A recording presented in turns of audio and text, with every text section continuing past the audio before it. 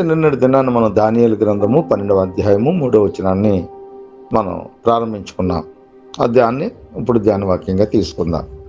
అక్కడ ఈ రీతిగా మాట్లాడుతున్నారు. బుద్ధిమంతులైతే ఆకాశ మండలములోని జ్యోతులను పోలిన వారై ప్రకాశించెదరు. ఎవరు? మనుషులే. నీతి మార్గమును అనుసరించి నడుచుకొనున్నట్లు ఎవరు అనేకులను త్రిప్పుదురో. మరలా, నీతి మార్గమును అనుసరించి నడుచుకొనున్నట్లు ఎవరు? అనేకులు. అనేకులు ఏం చేయాలట? నీతి అనగా దేవుని యొక్క వాక్యము యొక్క మార్గములో. అంటే ప్రభు అన్నారు కదా, నేనే మార్గమును సత్యమును జీవమునై ఉన్నాను, నా ద్వారా తప్ప ఎవడను నా తండ్రి వద్దకు చేరడు అని ఒక డాక్యుమెంటేషన్ చేసేసారు. ఆయన దాన్ని స్థిరపరిచేస్తారు. ఎక్కడి నుంచి వచ్చింది ఆ ధైర్యం? ఎవరిచ్చారు అధికారము అంటే తండ్రి నుంచి పొందుకున్నాడు ఆయన. తండ్రికి ఇష్టమైందండి, తండ్రికి ఇష్టమైంది కాబట్టి తండ్రి ఆయనకి అధికారాన్ని ఇచ్చాడు. అధికారాన్ని బట్టి ఆయన డాక్యుమెంటేషన్ ఎంత గొప్పగా చేశాడంటే, ఏ మనిషి అయినా సరే ఈ లోకానికి రావాలి అంటే ఆయన నుంచి రావాలి, తిరిగి తండ్రి వద్దకు చేరాలి అంటే ఆయన నుంచే చేరాలి. చూడండి ఎంత ఆశ్చర్యంగా ఉంది, ఎంత అద్భుతంగా ఉంది. చాలా చాలా వివరణాత్మకంగా ఉంది ఈ విషయం. ఎందుకనంటే చాలాసార్లు అడిగాను, మీరేం మాట్లాడవసరం లేదు, కానీ చాలాసార్లు అడిగాను. మరలా నేను ఊరికే మిమ్మల్ని అవేర్నెస్ చేయడానికి అడుగుతున్నాను. మిమ్మల్ని అందరినీ నేను, అమ్మ సృష్టి ముందా మనము ముందా అని అడిగామనుకోండి, మీరేమంటారు? లేదండి సృష్టి ముందండి అంటారు. అయితే దానికి కూడా కారణం ఉంది. సృష్టి ముందని చెప్పడానికి కూడా కారణం ఉంది. ఏంటి ఆ కారణం అంటే, మనము పరిశుద్ధ గ్రంథాన్ని ఆది కాండం నుంచి మనం ప్రారంభించినప్పుడు ఆది కాండములో వివరణాత్మకంగా రాస్తుంది, సృష్టి 6 దినాలు సృజించారని, ఈ 6వ దినాన్ని మానవుని నిర్మించారని తేటగా ఉంది. కాబట్టి ఈ వాక్యాన్ని బట్టి మీరు ఏం చెప్తారు అంటే, సృష్టి ముందండి, సృష్టి నిర్మాణం అయిన తర్వాత నేల మంటితో ఆదామును నిర్మించాడండి. మరి ఆదాము యొక్క ప్రక్కటి బుక్ నుంచి అవ్వను నిర్మించారండి. ఇరువురిని పరమయేదనలో పెట్టారు. కాబట్టి మొదటిగా సృష్టిని సృజించారు, తరువాత మానవుని నిర్మించారండి మీరు వివరణాత్మకంగా చెప్తారు. ఇది అబద్ధమా అంటే అది నిజమే. కానీ బైబిల్కి ఒక సూత్రం ఉంది. అంటే బైబిల్ అని కూడా అనటానికి లేదు, కానీ పరిశుద్ధ గ్రంథానికి ఒక సూత్రం ఉంది. ఆ సూత్రం ఏంటి అంటే, మనం ఒక లెక్క చేయాలనుకోండి, ఆ లెక్కకు ఒక సూత్రం ఉంటుంది. అలాగే బైబిల్ ధ్యానించడానికి కూడా ఒక సూత్రం ఉంది. ఆ సూత్రం ఎక్కడుంది అంటే, మరి యెషయా భక్తుడు, మరి పెద్ద ప్రవక్త అని మనం చెప్పుకుంటాం. ఆ పెద్ద ప్రవక్త అయిన యెషయా భక్తుడు ఒక చక్కని మాట మరి యెషయా గ్రంథంలో చెప్తాడు. ఏటట? యెహోవా వాక్యము కొంత అచ్చట కొంత ఎచ్చట మనకి వచ్చును అని చెప్తాడు. యెహోవా వాక్యమట కొంత ఎక్కడ ఉంటుందట, కొంత అక్కడ ఉంటుందట. కాబట్టి మనము వాటిని ధ్యానించగలగాలి. అలా ధ్యానించగలిగితేనే మనం సత్యాన్ని గ్రహించగలుగుతాం. యెషయా గ్రంథము 28వ అధ్యాయము మరి 10వ వచనం నుంచి నేను చదువుతున్నాను. ఆజ్ఞ వెంబడి ఆజ్ఞ, ఆజ్ఞ వెంబడి ఆజ్ఞ, సూత్రము వెంబడి సూత్రము, సూత్రము వెంబడి సూత్రము, కొంత ఇచ్చట కొంత అచ్చట. ఏమండి? యెహోవా వాక్యము మనకి వచ్చును. మరి ఎందుకని ఆ మాట అంటున్నాడు? మరలా అదే మాటను మరలా 13లో కూడా రిపీట్ చేస్తున్నాడు. ఆజ్ఞ వెంబడి ఆజ్ఞ, ఆజ్ఞ వెంబడి ఆజ్ఞ, సూత్రం వెంబడి సూత్రము, సూత్రం వెంబడి సూత్రము, కొంత ఇచ్చట కొంత అచ్చట యెహోవా వాక్యము మీకు. ఎవరైతే వాక్యాన్ని ధ్యానిస్తున్నారో వారికి మీకు వచ్చును అంట. ఇది ఎంత సత్యమో మనకి కొద్దిసేపట్లోనే మనకు వివరణాత్మకంగా అర్థమవుతుంది. కాబట్టి ప్రియమైన దేవుని పిల్లలారా, వాక్యాన్ని ధ్యానించాలి, వాక్యాన్ని వివరణాత్మకంగా తెలుసుకోవాలి అంటే మొదటగా పరిశుద్ధాత్మ మీద మనం ఆధారపడిన వారిగా ఉండాలి. ప్రభు ఇక్కడ చెప్తున్న మాట, నేనే మార్గమును సత్యమును జీవమును అంటున్నాను. కాబట్టి అటువంటి ఆయన యొక్క మార్గములో మనం ఏం చేయాలట? అనేకులను త్రిప్పాలట. అనేకులను త్రిప్పుదురో వారు ఏమవుతారట? వారందరూ ఏమవుతారట? మీరందరూ ఇదే పని చేస్తున్నారు. ఇప్పుడు మీరందరూ ఎవరట? స్టార్ అంటే తెలుగులో ఇక్కడ నక్షత్రం అని రాస్తుంది. మీరెవరట? స్టార్. ఏ స్టార్? మీరు దేవుని చేత మీరు స్టార్ అనిపించుకుంటున్నారు. ఇక్కడ లోకంలో స్టార్లు ఉన్నారు మనకి, ఏమండి? ఈ లోకంలో చాలామంది తారామణులు, తారలు, స్టార్స్, మెగాస్టార్, వేరే స్టార్, ఆ స్టార్, ఈ స్టార్, సూపర్ స్టార్, వీళ్ళంతా కూడా లోక సంబంధులు. కానీ సృష్టికర్త అయిన దేవుడు నన్ను ఏమంటున్నాడంటే, నువ్వు నీతి మార్గమున ఒక వ్యక్తిని త్రిప్పినా చాలు, నీతి మార్గాన్ని అన్వేషించడానికి ఒక వ్యక్తికి సలహా ఇస్తే చాలు, లోకంలో ఉన్న వారిని కొందరిని ప్రభు వైపు నడిపిస్తే చాలు, నిన్ను ఏమని సంబోధిస్తున్నాడంటే, నిన్ను ఎలా ఆనర్ చేస్తున్నాడంటే, నిన్ను ఏ స్థాయిలో పెట్టాడంటే ఆయన అంటున్నాడు, మీరే స్టార్ అంటే నీవే నక్షత్రము. కుమారుడన కుమార్తె, ఈరోజు మార్కెట్లో ఉన్న కాగితపు నక్షత్రం, ఏమండి, ప్లాస్టిక్ నక్షత్రం, లేకపోతే పలచటే కాగితపు నక్షత్రం, లేకపోతే ఈ ఇనుము దాంతో తయారు చేసిన నక్షత్రం, లేదా తీగలతో తయారు చేసిన నక్షత్రం, నువ్వు ఇంటి మీద కట్టుకుంటే చుట్టుపక్కల వారు ఒకవేళ ఆశ్చర్యపడతారేమో, వరే వీరు కూడా క్రైస్తవులని ఒకవేళ అనుకుంటారేమో, అందుకోసం నువ్వు కట్టుకుంటావేమో. కట్టుకుంటే కట్టుకో, అది నీ పర్సనల్. ఇంకా నేను వాక్యమే చెప్పగలను, మిమ్మల్ని ఇలాగ ఉండండి అని చెప్పడానికి. అంటే దేవుని కంటే గొప్పండి కాదు నేను. దేవుడు చెప్తున్నాడుగా, దేవుడు ఏ విషయాన్ని అయితే చెప్తున్నాడో, పారంపర ఆచారాల నిమిత్తము మీరు వాక్యాన్ని కూడా నిరార్థకం చేసేస్తున్నారు అని ఆయన చెప్పేశాడు. ఇక మళ్ళీ నేను గద్దించడానికి ఏం లేదు. నేను ఆలోచన ఎప్పుడు కూడా, నా ఆలోచన ఏంటంటే, యేసు ప్రభు అంటే మన తండ్రి అయిన దేవుడు మనకి రిస్ట్రిక్షన్స్ ఏం పెట్టలేదు. మనల్ని ఎలా చేశారంటే స్వతంత్రులుగా చేశారు. ఆయన స్వతంత్రులుగా చేసి ఆయన ఇంకా మనకి ఏం చేశారు?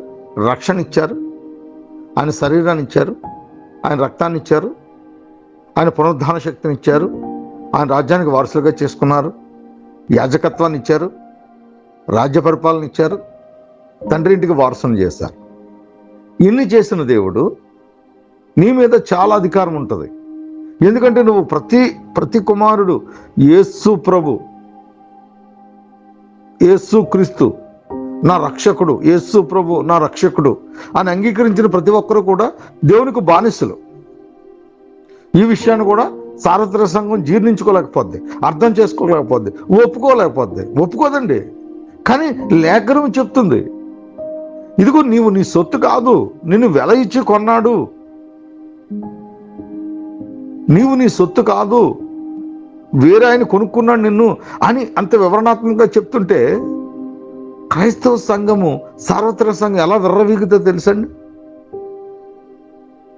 మేము దేవుని కుమారులు, దేవుని కుమార్తెలు, లేకపోతే మేము గొప్పవారు, మేము రాజులు, ఎవరు కాదన్నారు?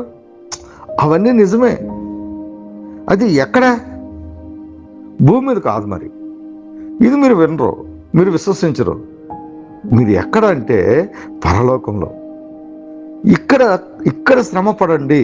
అందుకే పౌలు అంటాడు, నేను పడుతున్న శ్రమలు ఏవి కూడా ఎన్నదగినవి కావు. ఎందుకో తెలుసా? నేను దర్శించాను, నేను దర్శనాత్మకంగా నేను చూశాను, నా కొరకు ఒక జీవ కిరీటం దాయబడి ఉంది. మరలా ఆయన స్టేట్మెంటేషన్ చాలా గొప్పగా ఉంటుంది. అయినా నా ఒక్కడికే కాదు, నాలాగా ఎంతమంది అయితే జీవిస్తారో, ఎంతమంది అయితే తన పరుగు కడముట్టిస్తారో వారందరికీ అంటాడు. ఈ సత్యాన్ని ఎందుకు సార్వత్రిక సంఘం అర్థం చేసుకోలేకపోతుందో నాకు అర్థం కాదు. నాతో పోరాడే వాళ్ళు చాలామంది ఉన్నారు, నాతో యుద్ధమే చేస్తారు. బానిస అంటే కోపం అందరికీ. మరి బానిస కాకపోతే ఏంటి మీరు చెప్పండి? మీ దొడ్లో ఒక ఆవు ఉంది, వేరే యజమానికి అమ్మేశారు, ఆ యజమాని కొనుక్కున్నాడు. ఇప్పుడు ఆ యజమానికి ఆ ఆవు మీద అధికారం ఉందా లేదా, ఆ ఎద్దు మీద అధికారం ఉందా లేదా, లేదా వస్తువు మీద అధికారం ఉందా లేదా, ఆ పొలం మీద అధికారం ఉందా లేదా, భూ సంబంధమైన విషయాల మీదే మాట్లాడుకుందాం. నాకు ఒక ఎకరం పొలం ఉంది, ఉన్నప్పుడు ఆ ఎకరం పొలాన్ని నా ఇష్టానుసారంగా ఏదో పండించుకున్నాను, లేదా గోతులు పెట్టుకున్నాను, దాన్ని ఏదో తగలబెట్టాను, ఏదో చేశాను, అది జాన్ గారికి అమ్మేశాను. ఇప్పుడు ఆయన అధికారం ఎవరికి నేను ఇచ్చేశాను, దానికి ప్రతిఫలంగా నేను డబ్బు తీసుకున్నాను, ఆ స్థలం ఆయనకి ఇచ్చేశాను. ఇచ్చిన తర్వాత ఆయన ఇల్లు కట్టుకుంటాడా, నువ్వు తవ్వించుకుంటాడా, లేదా ఏం చేస్తానంటే ఆయన ఇష్టం. ఎందుకంటే ఆయన సొంతం అది. అంటే ఆయన మాట వినాలి. అది జంతువైనా, వస్తువైనా, పెన్ అయినా, పెన్సిల్ అయినా, ఏదైనా. అలాగే మనం కూడా ప్రభువుకు అమ్మివేయబడ్డవాడు కొనుక్కున్నవాడికి ఏమవుతాడండి? బానిస అవుతాడు. ఇక్కడ ఉన్నంతకాలం ఆయన చిత్తాన్ని నెరవేర్చాలి. 70 ఏళ్ల సంవత్సరం ఈ కాలం, లేదా అధిక బలం ఉంటే 80 సంవత్సరాలు. 80 సంవత్సరాల్లో 30 సంవత్సరాలు తీసేయండి. తీసేస్తే ఇంకెంత ఉంటుంది? 40 సంవత్సరాలు అనుకుంటాను. ఈ 70 సంవత్సరాల్లో ఈ 40 సంవత్సరాలు దేనికి సాదృశ్యంగా ఉంది అన్న మనం ఒకసారి ఆలోచిస్తే, ఐగుప్తు యొక్క విడిపింపబడి పరమకానాన్ని చేరిన 40 సంవత్సరాలకి జీవితకాలము మన జీవితకాలానికి ముడివేసుకుంటే, ఈ 40 సంవత్సరాలు అనేది దేవుని దృష్టిలో మనం చూసాం అనుకోండి, దేవుని కట ఆయనకి ఒక్క సంవత్సరం అంటే 1000 సంవత్సరాలుగా ఉందా, ఒక దినం అంటే 1000 సంవత్సరాలుగా ఉందట. ఒక దినము దేవుని దృష్టిలో 1000 సంవత్సరాలు అట. ఇకైతే మనం 40 సంవత్సరాలు దేవుని దృష్టిలో ఆలోచిస్తే పర్సంటేజ్ కొడితే ఎంత వస్తుందండి? ఏదో అలా క్షణమాత్రం, ఆయనకి క్షణమాత్రం ఉంటుంది అంతే. మన జీవితకాలం క్షణమాత్రం. అదే చెప్తాడు యాకోబు పత్రికలో, మీరు అంతలో కనబడి అంతలో మాయమైపోయే నీటి ఆవిరి వంటి వారు అంటాడు. ఇటువంటి జీవితాన్ని మనం జయించలేకపోతా ఉన్నాం. మనకెలా ఉంది? 70 సంవత్సరాల జీవితం భారభరితంగా ఉంది. చిన్నతనం నుంచి మన సమాజాన్ని బట్టి, మన తల్లిదండ్రులను బట్టి, మన వ్యవస్థను బట్టి మనం ఏం చేస్తున్నామంటే దేవునికి దూరస్తులుగా మారిపోయి, ఒక వయసు వచ్చేసరికి అవసరం నిమిత్తము, లేకపోతే సమాజాన్ని ప్రభావితాన్ని బట్టో, లేకపోతే సహవాసం యొక్క ప్రభావితాన్ని బట్టో, లేకపోతే మనకు వచ్చిన కష్టాన్ని బట్టో, మనకు వచ్చిన నష్టాన్ని బట్టో మనం ఏం చేస్తున్నామంటే దేవుడిని అంగీకరిస్తున్నాం. అంగీకరించిన సగం జీవితం పూర్తిగా నాశనం అయిపోతుంది. సరే, మిగిలిన శేష జీవితమైన దేవుని కోసం బ్రతుకుదామంటే ఈ లోపల పిల్లలు, కుటుంబాలు, వ్యవస్థ, వారి చదువులు, వారి పెళ్ళిళ్ళు, వారి వ్యవహారాలు ఇవన్నీ చేసుకుంటూ పోతాం. ఇక దేవుని కొరకు నువ్వు ఎప్పుడు బ్రతికావు? కాబట్టి నువ్వు వీటన్నింటినీ మానుకోమని దేవుడు చెప్పలేదు. హానోకు గురించిన మంచి సాక్ష్యం మనకు కనబడుతుంది. హానోకట చిరకాలం దేవునితో నడిచాడట, పెళ్ళిళ్ళు చేశాడట, పిల్లలకి అన్నాడట, ఆ పిల్లలకు పెళ్ళిళ్ళు కూడా చేశాడట, దేవుడితో నడిచాడట. ఒక దినాన్ని దేవుడితో నడిచిపోయాడు కాబట్టి ఇక లేడట. ఎంత అద్భుతంగా ఉంది. కాబట్టి మనము జీవిస్తున్న జీవితంలోనే, మీరు ఉద్యోగం చేస్తున్నారా, మీరు ఫ్యాక్టరీలో పనిచేస్తున్నారా, లేకపోతే ఒక మార్కెట్లో పనిచేస్తున్నారా, ఒక బట్టల షాప్లో పనిచేస్తున్నారా, మీరు ఎక్కడైతే పనిచేస్తున్నారో అక్కడ దేవునికి మహిమార్థంగా బ్రతకండి. అక్కడ మీ సాక్ష్యం కనబడాలి. అక్కడ కొందరినైనా మీరు రక్షించాలి. ప్రత్యేకంగా దేవుని కొరకు బ్రతకడము అంటే మీ యొక్క సామాజిక జీవితాన్ని, మీ యొక్క సంఘ జీవితాన్ని, లేకపోతే మీ యొక్క వైవాహిక జీవితాన్ని, లేదా మీ కుటుంబ జీవితాన్ని వదులుకోమని దేవుడు చెప్పలేదు. వాటిని కొనసాగిస్తూ, వాటి నుంచి మీ సాక్ష్యాన్ని వెల్లడపరుస్తూ అనేకులకు సాక్షులుగా బ్రతకమని చెప్పాడు. ఇది గుర్తుపెట్టుకోవాలి మీరు. క్రైస్తవ భక్తి చేయడం అంటే సమస్తాన్ని విడిచిపెట్టడం కాదు. అలా సమస్తాన్ని విడిచిపెట్టి చేయాల్సిన వారికి, ఆ ప్రత్యేకింపబడిన వారు ఎవరైనా ఉంటే వాళ్ళు చేసుకుంటారు. కానీ అందరికీ అదే పని అప్పగించలేదు దేవుడు. నువ్వు పెళ్లి చేసుకో, భార్యతో ఉండు, పిల్లల్ని కను, సంసార జీవితాన్ని కొనసాగించు, ఆ పిల్లల్ని చదివించు, పిల్లలకు ఉద్యోగాలు తెప్పించుకో, నువ్వు ఉద్యోగం చేయి. నువ్వు బ్రతుకుతున్నావు కదా, ఈ బ్రతుకు, ఆ బ్రతుకులో నిరంతరము క్రీస్తు సువాసన పరువుల తైలము నీ నుంచి లోకానికి బయలు వెళ్ళాలి. అది బ్రతుకు. ఇలా చేసిన వారిని దేవుడు ఏమంటున్నాడండి? ఇలా చేసిన వారిని ఏమంటున్నాడంటే, ఇదిగో మీరు స్టార్స్, నక్షత్రము వలె నిరంతరమును ప్రకాశించెదరు. ఇది క్రైస్తవుడికి కావలసిన జీవితం. అయితే ప్రియమైన దేవుని పిల్లలారా, మనము ఎప్పటి వారము అని మనం ఇందాక మాట్లాడుకుంటే ఎఫెసీయులకు రాసిన పత్రికలోకి వెళితే మనం ఎప్పటి వారము మనకు అర్థమవుతుంది. మనం ఏమంటాం? ఆది కాండాన్ని బట్టి 6వ దినాన్ని మనం నిర్మించారు కాబట్టి సృష్టి ముందండి అంటాం. చూడండి, ఎఫెసీయులకు రాసిన పత్రిక 1వ అధ్యాయము 4వ వచనం నుంచి జాగ్రత్తగా చదువుతున్నాను, వెంబడించండి. ఎట్లనగా తన ప్రియుని యందు తాను ఉచితముగా మనకు అనుగ్రహించిన తన కృప మహిమకు. ఈ రెండు అండర్లైన్ చేసుకోవాలి. ఎక్కడ? బైబిల్లో కాదు, మీ హృదయాల్లో. ఎవరికట? తన అనగా ఎవరట? తండ్రి అయిన దేవునికి కృప మహిమకు కీర్తి కలుగునట్లు మన ద్వారా తన చిత్త ప్రకారమైన దయా సంకల్పము చెప్పున యేసుక్రీస్తు ద్వారా తనకు, ఎవరికి? తనకంటే తండ్రి అయిన దేవునికి కుమారులుగా స్వీకరించుటకు. ఎవరు స్వీకరిస్తారట? తండ్రి అయిన దేవుడు కుమారులుగా స్వీకరిస్తాడట. ఎవరి ద్వారా స్వీకరిస్తాడట? యేసుక్రీస్తు ప్రభు ద్వారా స్వీకరిస్తాడట. అందుకు ఆయన ఈ లోకానికి రావాల్సి వచ్చింది. స్వీకరించుటకై మనలను ముందుగా తన కొరకు, తన కోసము, తన అనగా ఎవరు? తండ్రి అయిన దేవుడు ముందుగా తండ్రి అయిన దేవుని కోసము నిర్ణయించుకునేను. ఎప్పుడట? మన గురించి మళ్ళీ చెప్తున్నాడు. మనము తన ఎదుట చూడండి, మనకిచ్చే మనం ఎలా బ్రతకాలో చెప్తున్నాడు. మనము తన ఎదుట పరిశుద్ధులమును నిర్దోషులమై ఉండవలెనని. ఎప్పుడట? ఇది మన ప్రాముఖ్యత. జగత్ పునాది వేయబడక మునిపే ప్రేమ చేత ఆయన క్రీస్తులో, ఆయన ఎవరు? తండ్రి అయిన దేవుడు. ఎవరిలో? క్రీస్తులో. మరలా ప్రేమ చేత, ఎవరు ప్రేమ? తండ్రి అయిన దేవుని ప్రేమ చేత ఆయన తండ్రి అయిన దేవుడు క్రీస్తులో, ఆయన కుమారుల్లో మనలను ఏర్పరచుకొనెను. ఎప్పుడట? జగత్ పునాది వేయబడక మునిపే. రవ్వంతా అనే ఇసుక లేనప్పుడే, సమస్త సృష్టి లేక మునిపే, ఆయన ఒక్కడే ప్రేమలో ఉన్నప్పుడే, ఆది యందు వాక్యముంది, వాక్యము దేవుని యొద్ద ఉంది, వాక్యము దేవుడై ఉన్నాడన్న ఆ సంభవము ఏదైతే ఆది అనే పర్వం ఉందో ఆ ఆదిలోనే ఆయన కుమారుడైన యేసుక్రీస్తు ప్రభులో నువ్వు నేను నిక్షిప్తమై ఉన్నావు. ఎంత ఆశ్చర్యం, ఎంత ధన్యత. అయితే ఆయన మన మీద కొన్ని ఆశలు పెట్టుకున్నాడు.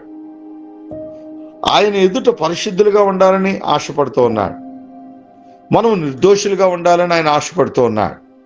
ఆయనకు కుమారులుగా ఉండాలని ఆశపడుతూ ఉన్నాడు. ఆయన మహిమకు, కృపా మహిమకు కీర్తి కలగాలని ఆశపడుతున్నాడు. నీ నుంచి కోరుకుంటున్న ఆయన యొక్క ఉద్దేశాలు ఇవి. చాలాసార్లు యవనస్తులు అడుగుతారు, అన్నా దేవుని చిత్తం ఏంటన్నా నా పట్ల? ఒకసారి చెల్లెళ్ళు అడుగుతూ ఉంటారు, అన్నా నా పట్ల దేవుని చిత్తం ఏంటో కనిపెట్టి ప్రార్థన చేసి చెప్పండి అన్నా. అడగటం తప్ప నేను చెప్పట్లా. దేవుని హృదయాన్ని మీరు ఎందుకు అర్థం చేసుకోలేకపోతున్నారు అనేది నా వేదన. దేవుడు క్లియర్గా చెప్తున్నాడు కదండి, నా కుమారుడే నిన్నెందుకు ఈ లోకాన్ని పంపించాను తెలుసా? తండ్రి అయిన దేవుడు నీతో మాట్లాడుతున్నాడు. ఓ పీటర్, నిన్నెందుకు ఈ లోకాన్ని పంపించాను తెలుసా? నా కుమారులో నిన్నెందుకు ఏర్పరచుకున్నాను తెలుసా? ఇదిగో నా మహిమకు, నా కీర్తి, నా యొక్క కృపకు, మహిమకు కీర్తి నీ ద్వారా కలగాలని నేను కోరుకుంటున్నాను. నీ జీవితం ఎలా ఉండాలో తెలుసా పీటర్? నువ్వు పరిశుద్ధుడిగా ఉండాలి, నీ నిర్దోషిగా ఉండాలి నేను ఆశిస్తున్నాను. ఇది పీటర్ నిమిత్తమే కాదు, అక్కడ పీటర్ ఉండొచ్చు, నాయకు ఉండొచ్చు, మరి ప్రసన్న ఉండొచ్చు, సురేష్ ఉండొచ్చు, ఎవరంటే కానివ్వండి, ప్రతి ఒక్క వ్యక్తికి ఇదే, ఇలాగే బ్రతకాలని చెప్తున్నాడు దేవుడు. ఇలా ఉంటారనే జగత్ పునాది వేయబడక మునిపే తన కుమారుల్లో మీరందరూ ఆయన అంగీకరించి, చూడండి అసలు ఏ కార్యం జరగలేదు, మీరందరూ ఆయన కుమారుని అంగీకరించి ఆయనకు కుమారులుగా మార్చబడతారన్నది అనాది సంకల్పం. దేవుని యొక్క ఉద్దేశం ఎంత గొప్పది, దేవుని యొక్క ఆలోచన ఎంత గొప్పది. అందుకే నాకు భయం. ఆయన ఎంత చేసి మీకు రెస్ట్రిక్షన్స్ ఏం పెట్టలేదు, మిమ్మల్ని స్వతంత్రంగా వదిలేశాడు. మరి నేనేం చేయను? మిమ్మల్ని ప్రేమించడం తప్ప నేనేం చేయను చెప్పండి? మీరు చేస్తున్న తప్పే నేను గద్దించగలను, మీరు చేస్తున్న తప్పే మిమ్మల్ని ఖండించగలను. మీరు చేస్తున్న తప్పే, నేను కలబడిపోగలను. కానీ నా ప్రభు అలా చెప్పట్లేదు. నా ప్రభు ఏం చెప్తున్నాడంటే, మీకు పూర్తి స్వతంత్రం ఇచ్చి సత్యాన్ని ప్రకటించమంటున్నాడు, సత్య మార్గాన్ని నడిపించమంటున్నాడు. సర్వ సత్యంలోకి నడిపింపడానికి పరిశుద్ధాత్మను కూడా మనకు అనుగ్రహించేశాడు. ఇంతకు మించి మీకు ఏం చేస్తాడు చెప్పండి? దేవుడు ఇంతకంటే మీకు ఏం చేయాలి? చాలామంది చాలా అడుగుతూ ఉంటారు దేవుణ్ణి. కొంతమంది నా దగ్గర రాకపోతే వాళ్ళు పర్సనల్గా అడుగుతారు, మాకు దేవుడు ఏం చేశాడండి? దేవుడు ఏం చేస్తాడా? ఎప్పుడైనా నువ్వు ఒక్క మారు ప్రశాంతంగా కూర్చొని దేవుడికి ఏం చేశాడో నువ్వు ఆలోచన చేస్తే దేవుడు నువ్వేం అడగవు. అసలు అడగటానికి ఏమీ లేదు. ఏముంది చెప్పండి? సర్వ సృష్టి సృంచి నీ పాదాల కింద పెట్టాడు, భూమిని నిండించి విస్తరించమన్నాడు, ఇదిగో సర్వాధికారం నీకు అనుగ్రహించాడు. తండ్రి కుమార పరిశుద్ధాత్మ దేవుడు మీలోనే ఉన్నాడు. మీరు అవునంటే అవును, కాదంటే కాదు. మోషే చేయి చాపుగా ఎర్ర సముద్రం విడిపోయింది. యెహోషువ ప్రార్థించగా సూర్యచంద్రులు లాగారు. పౌలు ప్రార్థించగా చనిపోయిన లేచారు. పేతురు ప్రార్థించగా చనిపోయిన లేచారు. పౌలు యొక్క నడికట్లు పట్టుకుంటే వ్యాధులు పోయినాయి. పేతురు యోహాను యొక్క నీడ పడితే స్వస్థతలు పొందుకున్నారు. ఈ అధికారం అంతా ఎవరికి ఇచ్చారు? మరి మీకే ఆ అధికారం అంతా మీకు ఇచ్చారు కదా. మరి మా ద్వారా ఎందుకు జరగట్లేదండి? మీరు విశ్వసించట్లేదు. మీరు బాప్తిసం పొందారు అంతే. బాప్తిసం పొందిన వాళ్ళు ఏం చేయాలట? విశ్వసించాలి. నమ్మితే, నమ్మిన వారి ఎడల ఈ యొక్క కార్యములు జరుగుతాయని ప్రభు చెప్పాడు. మనం ఎప్పుడు చదువుకుంటాం కదా, మార్కు సువార్త 16వ అధ్యాయము 16వ వచనాన్ని ధ్యానిస్తూ ఉన్నాం. లేదు 15 నుంచి చదువుదాం, ఇంకా అర్థమవుతుంది కదా. మరియు మీరు సర్వలోకమునకు వెళ్ళి సర్వ సృష్టికి సువార్తను ప్రకటించుడి. నమ్మి బాప్తిసం పొందినవాడు రక్షించబడును, నమ్మని వానికి శిక్ష విధించబడును.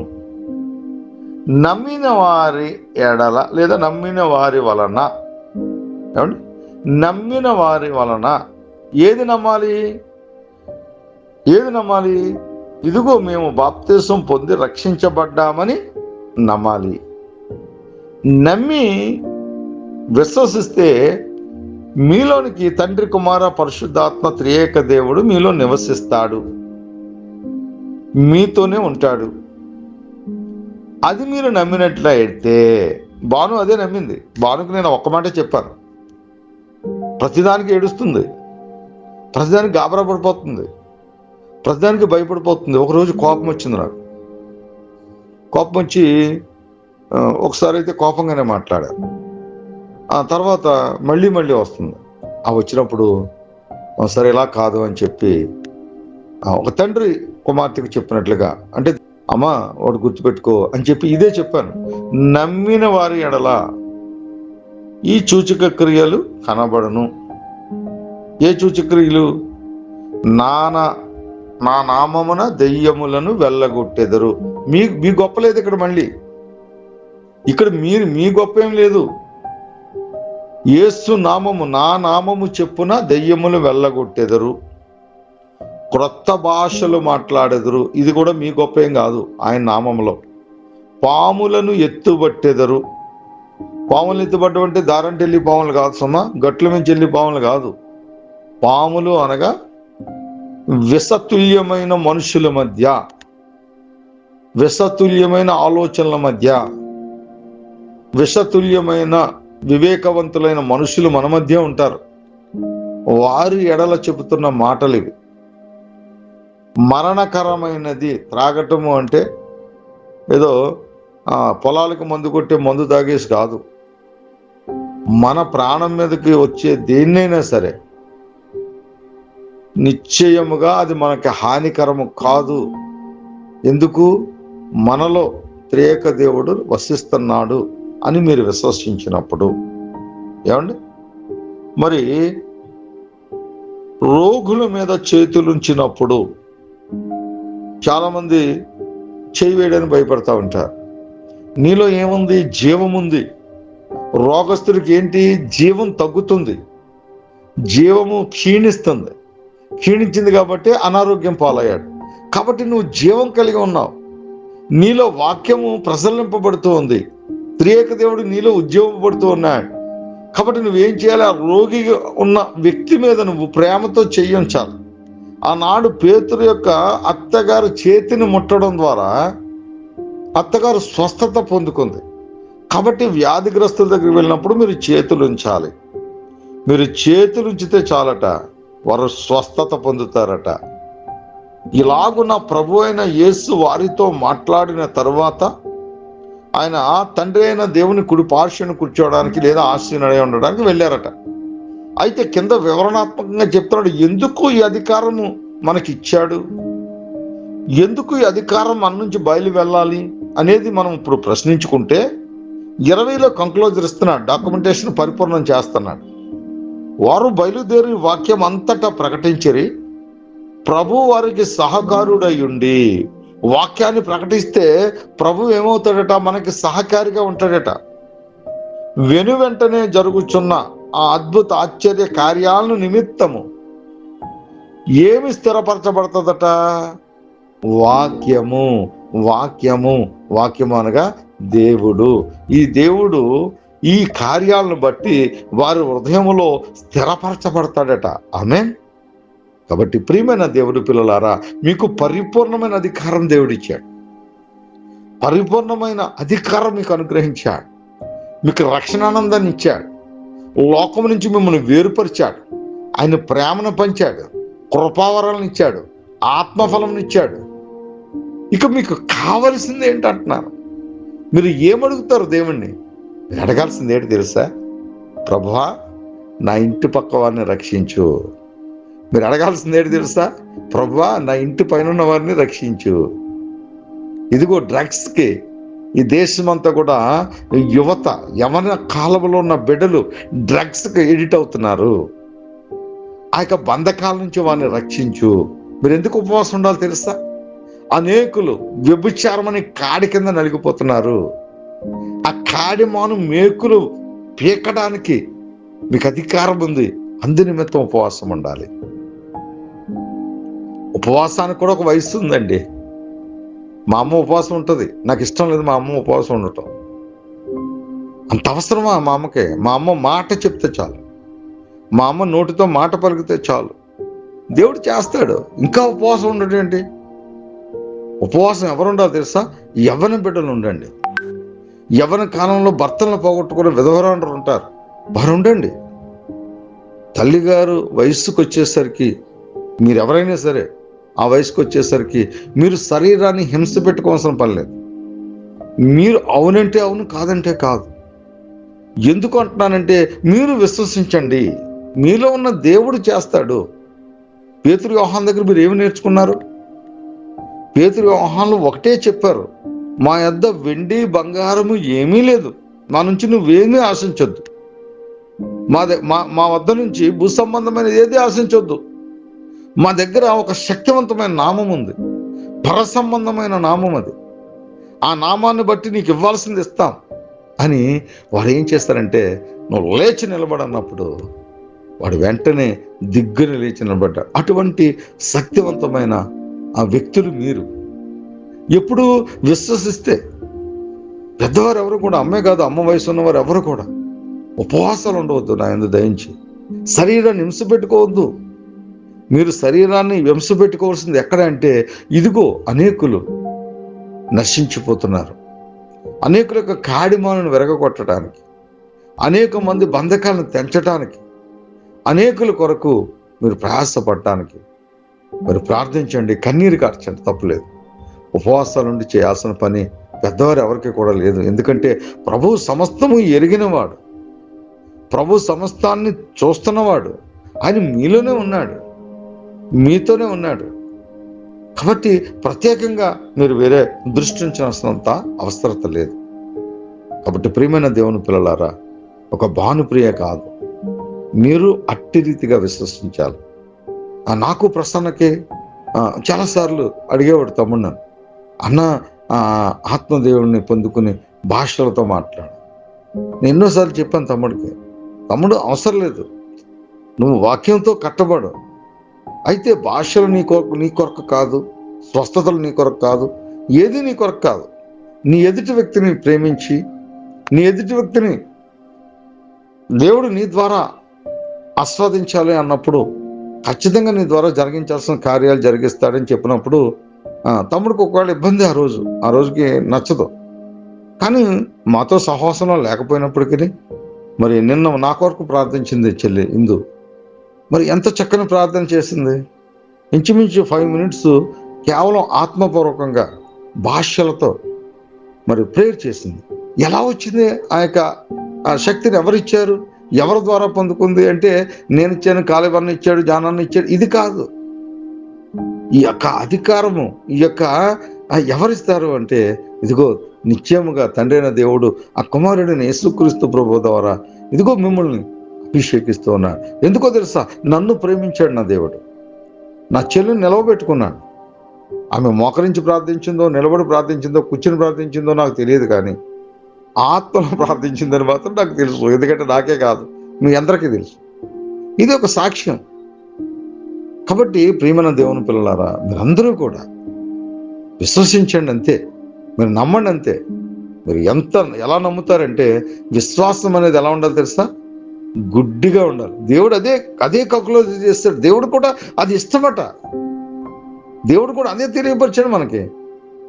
మరి తోమా విషయంలో ఒకటే అన్నాడు, తోమా, చూచి నమ్మిన వారి కంటే చూడక నమ్మిన వారు ధన్యులు. ఏంటి ఆ స్టేట్మెంట్ యొక్క అర్థం?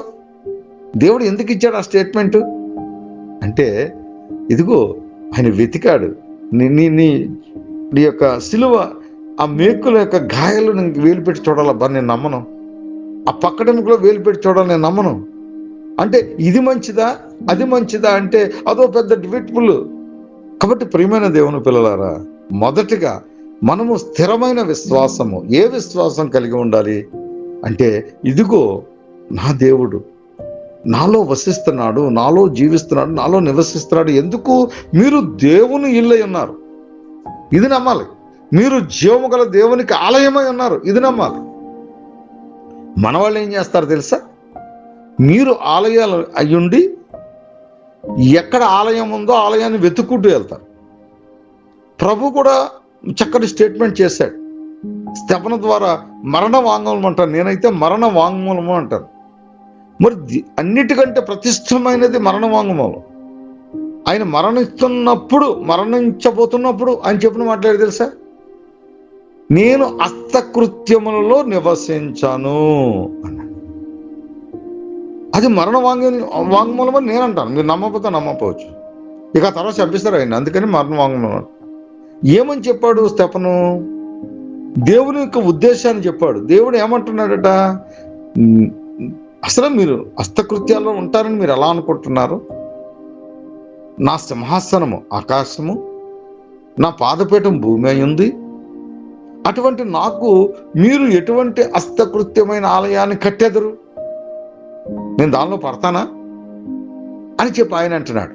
అంటూ మరలా ఆయన ఏం చెప్తున్నాడంటే, నేను ఒక మంటితో ఒక నిర్మాణాన్ని చేసుకున్నాను, ఆ నిర్మాణము నాకు ఆలయముగా ఉంటుంది, ఆ ఆలయంలో నేను నివసిస్తాను అంటున్నాడు. ఇప్పుడు మనకున్న ధన్యత ఏంటి? ఇక్కడ మీరు కాన్ఫరెన్స్లో ఎంతమంది అయితే ఉన్నారో దేవునికి ఆలయముగా ఉన్నారు. 20 మంది కూడా దేవునికి ఇల్లై ఉన్నారు. అంటే మిమ్మల్ని మరలా మీ సంఘాలకు వెళ్ళొద్దని కాదు, మీ చర్చెస్కి వెళ్ళొద్దని కదా దాని అర్థం. మొదటగా మీలో ఉన్నారని విశ్వసించి మీరు సమాజంగా కూడుకోకుండా మానకూడదు. విశ్రాంతి దినాన్ని మీరు ఖచ్చితంగా మీ సమాజానికి వెళ్ళాలి. అక్కడ మీ ద్వారా అనేకులు ఆశ్రయించబడాలి. అక్కడ దైవజనుడు చెప్తున్న మాటలతో మీరు ఉజ్జీవింపబడాలి. ఆ సహవాసం మానకూడదు. తద్వారా మీ సంఘంలో ఎవరైతే బలహీనంగా ఉన్నారో వారిని మీరు బలపరచాలి. వ్యాధిగ్రస్తులుగా ఉన్న వారు మీరు చేతులు ఉంచాలి. ఇదిగో వారికి కావాల్సిన ప్రతి అవసరతో మీరు తీర్చాలి. తీరుస్తూ లోకస్తులు కొందరిని, అగ్నిలో ఉన్న వారిని, లోకంలో అగ్నిలో ఉన్న వారిని లాగి రక్షించాలి. ఇది దేవుని యొక్క సంకల్పం. అలా చేసినప్పుడు కదా మనము స్టార్ అవుతామంట. అయితే దేవుడు ఒక విషయాన్ని మనకు తెలియపరిచాడు. ఆ విషయం చాలా అద్భుతమైన మాటగా ఉంటుంది. అదేంటి అంటే రేపు దాన్ని విస్తరించి మాట్లాడుకుందాం. అయితే ఇవాళ దాన్ని చివరి మాటగా తీసుకుని తర్వాత ధ్యానవాక్యంగా రేపు దాన్ని తీసుకుని ముందుకు వెళదాం. అయితే ఈరోజు దేవుడు ఒక చక్కని మాట ద్వారా మాట్లాడుతూ మనం ముగించుకుందాం. సంఖ్యాకాండములో ఈ రీతిగా మాట్లాడతారు. సంఖ్యాకాండము 24వ అధ్యాయము 17వ వచనం. అయినను చూచుచున్నాను గాని ప్రస్తుతము ఉన్నట్టు కాదు, ఆయనను చూచుచున్నాను గాని సమీపమున ఉన్నట్టు కాదు. నక్షత్రము యాకోబులో ఉదయించును, రాజదండము ఇశ్రాయేలులో నుండి లేచును, అది మోయాబు ప్రాంతములను కొట్టును, కలహ వీరులందరినీ నాశనము చేయను. ఇది ఒక ప్రవచనం. ఈ ప్రవచనము 2 విషయాలు చెప్తూ ఉంది. యాకోబు నుంచి నక్షత్రం ఉదయిస్తుందట, ఇదిగో ఇజ్రాయేల్ ప్రజలు ఏమంటానికి రాజదండంలో ఇస్తుందట. ఈ విషయాలు రేపటి దినాన్ని మనం ధ్యానిద్దాం.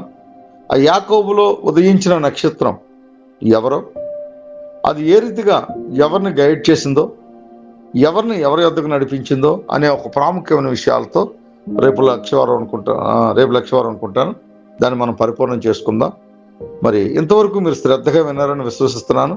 విన్న వాక్యాన్ని విడిచిపెట్టేవారుగా కాక మరి హృదయములో దాన్ని పరిపూర్ణముగా ముద్రించుకుని మరి 30ంతులుగా 60ంతులుగా దేవుని కృపలో 100ంతులుగా కూడా మీరు ఫలించాలని ఆశపడుతూ ఉన్నాను. చిన్న ప్రార్థన చేసి శ్రేష్టమైన సమయాన్ని సహోదరుడికి అప్పగిస్తాను.